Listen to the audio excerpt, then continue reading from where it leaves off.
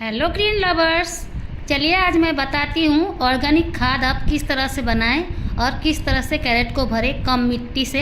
ये कैरेट फल वाला या सब्जी वाला हो सकता है, तो इसमें छेद रहते हैं चारों तरफ और नीचे भी।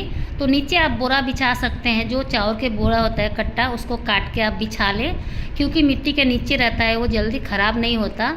लेकिन जो साइड में डालते हैं हम लोग ऐसे बोरे, तो ये सड़ जाते हैं और पानी साइड से भी निकलने लगते हैं। इसीलिए साइड में हम लोग प्लास्टिक लगाएंगे। ये तिरपल किस्म का प्लास्टिक जो आते हैं, उसी को आप साइज से काट लें, जितना साइज का चाहिए वो साइज से आप काट के इसको लगा दें चारों तरफ से। ये तिरपल जैसा प्लास्टिक काट के लगाने से जो ज़्यादा पानी होता है वो नीचे से ही ड्रेनेज होंगे, साइड से नहीं निकलेंगे। अगर बोरा लगा देते हैं तो साइड से भी निकलने लगते हैं। बोरा में थोड़ा थोड़ा छेद रहता है, इसीलिए यही प्लास्टिक को आपको लगाना चाहिए। इसी तरह से जैसे मैं काट के लगाई हूँ, ऐसे लगाने से आपका जो पानी डालेंगे पानी इसी में रहेगा, नीचे से थोड़ा बहुत बहेगा, साइड से पानी निकल जाएंगे तो पौधे में पानी नहीं रहेंगे। इसीलिए ये तिरपल को आप लगा लें और अपने प्लांट के लिए ये कैरेट तैयार करें। अब मैं बताऊंगी आप लोगों को ऑर्गेनिक खाद कैसे बनाएंगे। या तो आप इसमें सीधे प्लांट लगा सकते हैं, या तो आप 1 महीना या 20 दिन छोड़ के कोई भी पौधा या बीज इसमें लगा सकते हैं। आप सीधे भी लगा सकते हैं, इसमें कई साग का अगर बीज रोपना चाहते हैं तो सीधा आप लगा सकते हैं। अगर कोई पौधा या प्लांट, बड़ा प्लांट रोपना हो तो आपको 20 दिन या 1 महीना रुकना चाहिए, ताकि नीचे जो हम लोग डालेंगे वो सब डिकम्पोस्ट होके अच्छा सा ऑर्गेनिक खाद बन जाए और ऊपर से खाद ना देना पड़े। मैं जैसे बता रही हूँ वैसे अगर आप रोपेंगे तो आपको कम से कम 6 महीना या 7 महीना कोई खाद नहीं डालना पड़ेगा। जो इसमें डालेंगे उसी से नीचे खाद बनते जाएंगे। हाँ, मिट्टी अगर बैठ जाए नीचे, आप ऊपर से थोड़ा मिट्टी डाल सकते हैं, लेकिन खाद इसमें नीचे बना हुआ रहेगा। तो देखिए, सबसे पहले मैं जो कच्चे टहनी पत्ते ये सब गार्डन से निकलते हैं उसको डाल दी हूँ। ये डाल के अच्छी तरह से आपको दबा देना है। ये सब जब नीचे दबा देते हैं तो ये मिट्टी जो ऊपर आप डालते हैं उसी का पानी जा के ये धीरे धीरे खाद बन जाते हैं। अगर आप गार्डनिंग करते हैं तो आपके छत में ऐसे पत्ते वगैरह कच्चे सूखे ये सब पत्ते वगैरह होते होंगे, वो सब को आप फेंके नहीं, सब्जी का छिलका को भी फेंके नहीं, ये सब इसमें आ जाएंगे। और मैं आगे चल के बताती हूँ। पहले मैं कच्चे पत्ते डाल दी हूँ सबसे नीचे। ये अगर आप नीचे सूखे पत्ते डालते और ऊपर में कच्चे पत्ते डालेंगे तो और अच्छा होगा।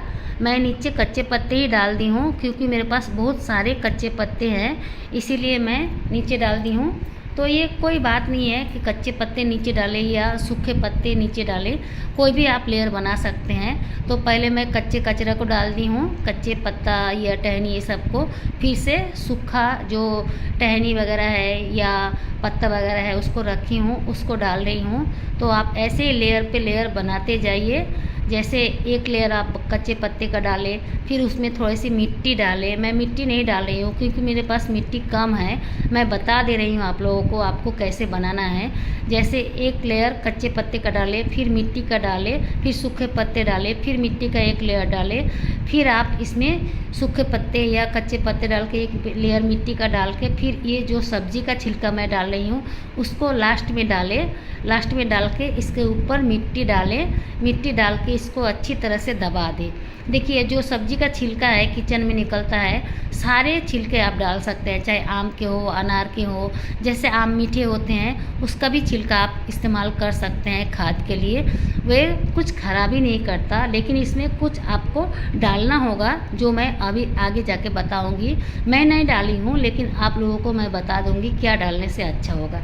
तो सब्जी का छिलका डाल दी हूँ, ऊपर से फिर से सूखे पत्ते डाल दी हूँ। मैं जैसे लेयर बना रही हूँ, आप ऐसे अगर लेयर बनाएंगे तो हर लेयर के ऊपर थोड़ी सी मिट्टी का छिड़काव कर दे या राख का छिड़काव कर दे, तो बहुत अच्छा ये खाद बन के रेडी होगा और अच्छा से आपका प्लांट ग्रो करेगा। मेरे पास मिट्टी का कमी है, इसीलिए मैं सीधा इसी को डाल रही हूँ और ऊपर से थोड़ी सी मैं मिट्टी डाल रही हूँ।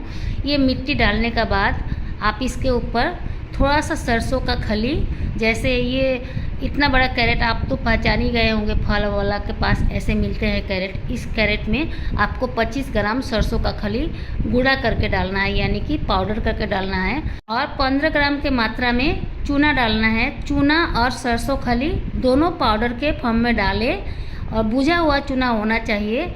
ये दोनों डाल के मिट्टी के ऊपर जो आप मिट्टी बिछाए होंगे उसमें थोड़ा हल्का सा हाथों से मिला दे, ऊपर से पानी डाल दे। पानी डाल के इसको कहीं रख दे शेडी एरिया में जहाँ पे धूप कम लगे और रोशनी हो, तो ये खाद अच्छी तरह से बन के तैयार होगा। अगर आप सीधे इसमें कोई साग का या सब्जी का बीज लगाना चाहते हैं तो लगा सकते हैं। उसमें चूना और सरसों का खली ना डालें, सिर्फ मिट्टी में ऊपर से छिड़क दे जो बीज होते हैं, तो अच्छे से ग्रो हो जाएंगे और चलेंगे भी, और कुछ आपको साग खाने को मिल जाएंगे। Bye friend.